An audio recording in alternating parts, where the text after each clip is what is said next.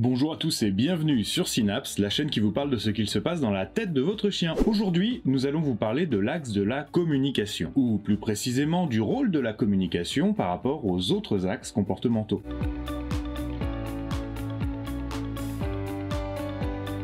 On le rappelle, l'évaluation de l'équilibre comportemental peut être faite sur 4 axes: autocontrôle, peur, attachement et insertion sociale. Chacun de ces axes a fait l'objet d'une vidéo sur la chaîne, mais nous avons également deux autres facteurs, la communication et l'éducation. Et ces deux leviers sont à voir comme des modulateurs des 4 axes comportementaux. Quand on parle de modulateurs, ce que l'on veut dire, c'est que lorsque l'éducation et la communication sont de bonne qualité, elles vont venir améliorer tous les axes, en particulier car elles apportent du contrôle et de la politesse dans toutes les situations. A l'inverse, quand éducation et communication sont de mauvaise qualité, elles vont venir aggraver le tableau clinique sur tous les axes et révéler les vulnérabilités comportementales. Lorsqu'un dysfonctionnement est constaté au niveau d'un des 4 axes comportementaux principaux, cela renvoie à un dysfonctionnement cérébral et c'est alors l'aide d'un vétérinaire qui est requise. En revanche, lorsque ce sont la communication et l'éducation qui sont dysfonctionnelles, on entre dans le domaine d'excellence de l'éducateur canin. Autrement dit, savoir si le comportement indésirable présenté par le chien dépend des axes comportementaux, de l'éducation ou de la communication, ou des deux, est crucial pour permettre une prise en charge optimale du chien. Afin de comprendre la complémentarité de ces deux leviers que sont l'éducation et la communication, nous allons commencer par définir ce qui compose chacun d'entre eux. Nous prendrons ensuite des exemples pour chaque axe comportemental afin de montrer quel genre d'effet ces leviers peuvent avoir. Tout d'abord, l'éducation vise à apprendre aux chiens les règles de vie et de communication en famille et en société, et à prévenir ainsi l'apparition de troubles comportementaux liés à l'environnement. Ainsi, elle regroupe les apprentissages des ordres de base, comme le assis, la marche en laisse, le rappel, etc. Mais également le respect des règles de vie en société, comme par exemple ne pas monter sur le canapé si cela est interdit, accepter de rester à distance des humains pendant leur repas si c'est demandé, ne pas voler les objets, ou encore ne pas rentrer dans telle ou telle pièce de la maison. Précisons déjà que ces exercices n'ont rien de difficile. D'un point de vue technique, pour un chien typique, de la même manière qu'apprendre à lire et écrire est accessible en théorie aux enfants qui ne sont pas perturbés pour un trouble spécifique. Quand on parle d'éducation de base, il ne s'agit pas de devenir un champion du monde d'agility, mais simplement d'acquérir le minimum pour pouvoir vivre en groupe.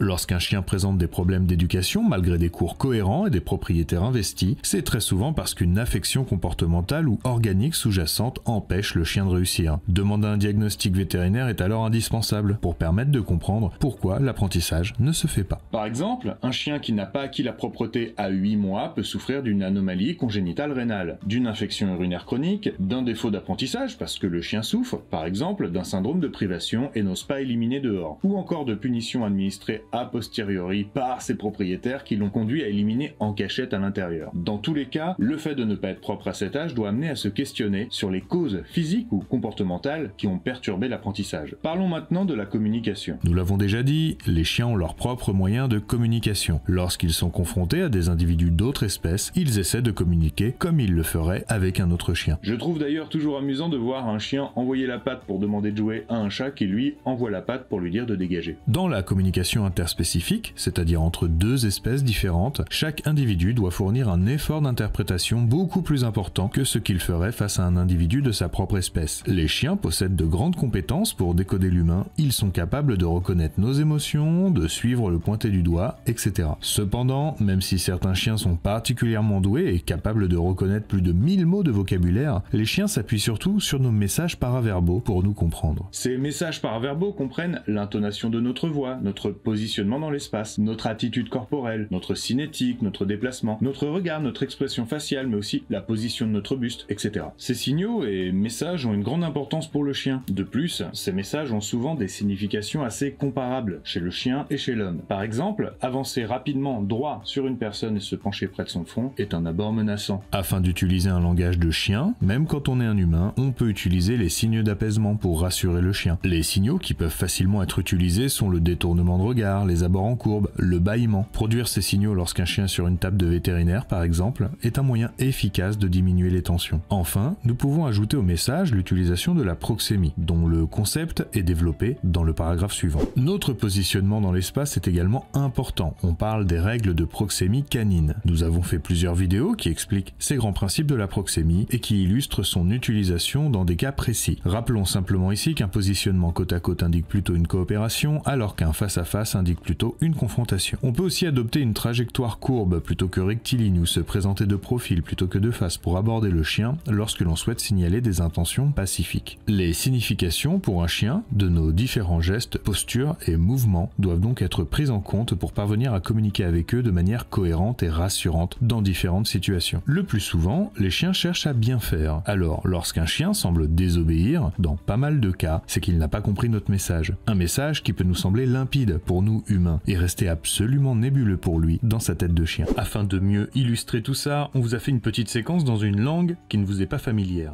On a fait exprès de choisir une phrase que la chienne, Belle, ne comprend pas parfaitement non plus, afin que vous puissiez vous mettre à sa place. À votre avis, qu'est-ce qui est demandé ici? Il faut que tu sois, il faut que tu sois, Belle. Il faut que tu sois, nous, il faut que tu sois, il faut que tu sois, top, Belle, chute.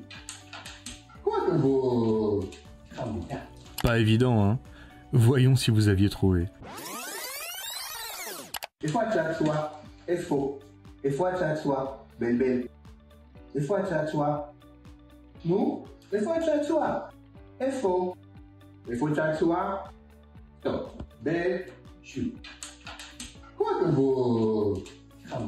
Et si vous en doutez, essayez donc de comprendre le dialogue des étrangers qui parlent une langue qui vous est inconnue. Vous verrez que vous ne pourrez vous appuyer que sur le paraverbal, le ton, les gestes, afin au moins de comprendre l'ambiance. Mais vous ferez des erreurs et votre compréhension sera vraiment très limitée. La première hypothèse à faire, si un chien semble ne pas répondre à la demande qu'un humain vient de formuler, est donc qu'il ne comprenne pas ce qui lui est demandé. Il faut donc reformuler pour rendre ça compréhensible. Apprendre aux propriétaires à bien communiquer avec leur chien, c'est justement le rôle de l'éducateur canin. Son travail va permettre aux propriétaires de formuler des demandes de manière caninement compréhensible et cohérente, en leur apprenant à utiliser correctement tous les éléments paraverbaux dont nous avons parlé. En effet, quelles sont les caractéristiques d'un message de bonne qualité? On parle des 3 C, clair, congruent et cohérent. Tout d'abord, le message doit être clair, c'est-à-dire contenir peu de mots qui doivent être énoncés sur un ton cohérent avec la demande, je veux dire un ton ferme si la demande est impérative, ou un ton doux si nous souhaitons être rassurant ou apaisant. Le message doit être congruent, c'est-à-dire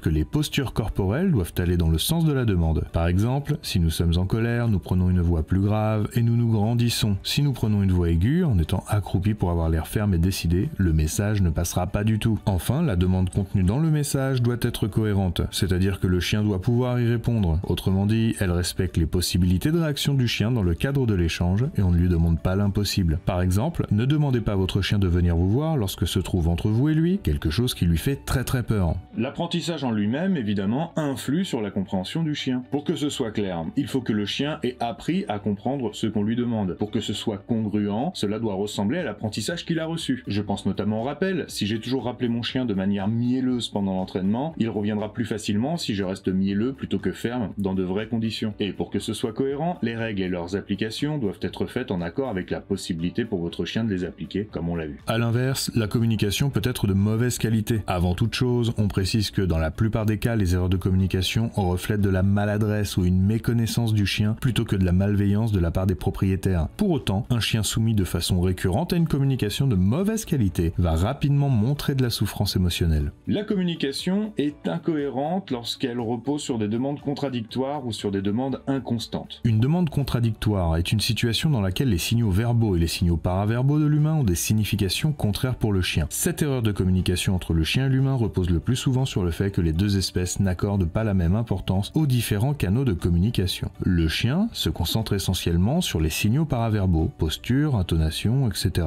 alors que l'humain accorde plus d'importance aux mots. Cette contradiction peut être plus ou moins forte. Dans certains cas, un mauvais positionnement du corps de l'humain gêne la lecture de sa demande par le chien. Par exemple, demander à un chien de descendre du canapé en se tenant devant lui, et donc, du point de vue du chien, en lui barrant de passage, est une demande contradictoire. Dans d'autres cas, le propriétaire est contrarié et ne juge pas utile de contrôler ses émotions, si bien que ces signaux paraverbaux comportent un aspect menaçant qui dissuade le chien d'obtempérer. Par exemple, l'ordre de rappel est souvent prononcé sur un ton menaçant lorsque le chien n'obéit pas assez vite, mais ce dernier n'ose pas s'approcher parce que son maître semble fâché. Une demande inconstante est une situation dans laquelle un même comportement du chien est parfois toléré, voire encouragé, et parfois sanctionné. Cette erreur de communication entre le chien et l'humain tient au fait que les règles de vie qui sont imposées au chien ne sont pas clairement définies et reposent sur sur les sautes d'humeur de ses propriétaires. C'est très anxiogène pour le chien de ne pas savoir à quoi s'en tenir. En effet, pour le chien, les interdits ne sont acceptables que s'ils sont clairs et constants. Les limites doivent donc être invariables. L'inconfort survient quand une réprimande ou pire encore une punition découle du franchissement d'une limite floue. Par exemple, interdire brusquement à un chien l'accès au canapé qui lui est habituellement autorisé et lui ordonner brutalement de se taire alors que ses aboiements sont tolérés voire encouragés le reste du temps constituent des demandes inconstantes. La communication peut aussi être de mauvaise qualité si elle comporte des punitions violentes pour le chien, qu'elles soient injustifiées ou inadaptées. Les punitions injustifiées résultent d'une demande contradictoire ou inconstante et sont donc une autre forme de violence puisque si la punition survient sans raison précise, le chien ne sait pas comment l'éviter et se retrouve alors dans une situation d'impuissance apprise. Cette situation, si elle se répète, peut conduire à un état dépressif qui rend les apprentissages très difficiles voire impossibles. Pire, ces difficultés augmentent l'agacement des propriétaires, le risque de punition s'accroît et le chien est placé dans une situation insoluble et terriblement anxiogène. Les punitions inadaptées reposent souvent sur une confusion entre l'autorité et la force. L'animal est brutalement sanctionné par des cris ou des coups ou une prise par la peau du cou ou une décharge électrique, au lieu d'être sanctionné de manière éthologique et acceptable, c'est-à-dire puni par une exclusion de son groupe social, suivi d'une réconciliation. Dans tous les cas, le chien n'a pas la possibilité de sortir de la relation et ne peut donc pas échapper aux émotions générées par cette communication de mauvaise qualité. Dans certains cas, cela va aggraver des axes comportementaux déjà pathologiques. Dans d'autres, cela va créer un dysfonctionnement sur un de ces axes qui était pourtant équilibré au départ. Comme nous l'avons dit plus tôt, une communication de bonne qualité peut permettre d'empêcher une bascule dans la pathologie pour un chien vulnérable, ou au moins de diminuer les symptômes lorsque le chien est fragile sur un axe. Pour mieux comprendre la complémentarité entre les axes comportementaux et l'éducation et la communication, terminons cette vidéo par des exemples pratiques. Commençons par l'axe de la peur. Imaginons un chien plutôt réservé vis-à-vis des humains, qui depuis son adoption a tendance à reculer quand il croise un inconnu et parfois même aboyer si c'est un homme de grande taille ou qu'il est surpris et n'a pas vu la personne arriver. Ce chien présente une vulnérabilité sur l'axe de la peur. Côté éducation, il apprend bien mais ne veut plus rien écouter si un inconnu est présent et refuse dans ces cas-là d'exécuter par exemple un simple assis. Si les propriétaires ont une communication de bonne qualité, c'est-à-dire qu'ils ne punissent pas le chien lorsqu'il aboie mais lui signifient quand même qu'ils ne valident pas son comportement en se plaçant par exemple face à lui et en se rapprochant côte à côte avec l'inconnu, alors il y a de bonnes chances qu'ils progressent et viennent progressivement explorer les inconnus pour finir par se rendre compte qu'ils ne sont pas dangereux, autrement dit le désensibiliser. A l'inverse, s'ils reçoivent le conseil d'attraper le chien par la peau du cou lorsqu'il aboie pour le forcer à se coucher, ils vont peut-être obtenir une immobilité sur le moment, mais le chien va valider son idée que les humains inconnus sont vraiment dangereux, car à chaque fois qu'il en voit un, il ressent de la peur et de la douleur. Ce chien a de grandes chances de basculer rapidement vers des réactions encore plus agressives. Communication et autocontrôle. Imaginons un chien qui mordille dans le jeu et a beaucoup de mal à contrôler son excitation. Quand les visiteurs arrivent, il ne peut s'empêcher de sauter dessus pour les saluer. Souvent, il aboie et cela leur fait même peur, même si son propriétaire sait bien qu'il veut seulement jouer. Rien qu'avec sa force et ses griffes, il leur fait même souvent mal. Une communication de bonne qualité, en chuchotant et en étant calme, va aider le chien à se détendre et être capable de se calmer. En revanche, si le propriétaire excédé essaie de le calmer par la force, le chien a une bonne chance d'apprendre à agresser pour se dégager et de s'agiter encore plus car il redoute ces moments d'excitation pendant lesquels il est régulièrement puni sans comprendre pourquoi. Bah oui, il est quand même puni d'être content. Ouais, c'est pas faux. Insertion sociale et communication. Un chien qui est motivé par la nourriture et dont le propriétaire voudrait absolument vérifier qu'il ne va pas la défendre en lui retirant la gamelle à chaque repas, en le touchant ou en s'approchant pour vérifier qu'il ne va rien faire, a en fait une communication très anxiogène pour le chien. Et c'est justement en faisant ce genre de vérification qu'il va conduire le chien à agresser dans ce contexte. A l'inverse, un propriétaire qui, conscient qu'il faut respecter le temps de repas de son chien, ne cherche pas à réaliser ce test, qui dépose la gamelle et laisse ensuite le chien manger tranquillement, aura une attitude préventive et protectrice pour l'évolution du comportement du chien autour de la nourriture. Communication et attachement. Un chien qui montre des signes d'inconfort quand il est seul, il s'agite, il pleure dès que ses propriétaires le laissent, et qui n'est jamais plus laissé seul, risque de voir son état s'aggraver fortement si ses propriétaires changent de rythme et le laissent seul régulièrement du jour au lendemain alors qu'il n'en a pas du tout l'habitude. C'est encore pire si ces mêmes propriétaires s'agitent et commencent à communiquer de façon anxiogène au départ et au retour, voire pire, sanctionnent les nuisances. A l'inverse, ce chien a bien plus de chances de s'améliorer si ses maîtres font le choix de le laisser seul un peu chaque jour dès l'adoption, en faisant attention à ne pas renforcer l'état émotionnel de l'animal au départ et à l'arrivée. Voilà pour ces exemples sur chaque axe. Alors j'espère que cette longue vidéo qui tente de vous montrer la différence entre éducation et comportement vous aidera à savoir vers quel professionnel vous tournez si vous avez un chien qui présente des comportements indésirables. Et surtout, nous espérons que vous avez bien compris pourquoi pourquoi les deux sont impliqués. Et j'espère vraiment que cette vidéo vous a plu, et si c'est le cas,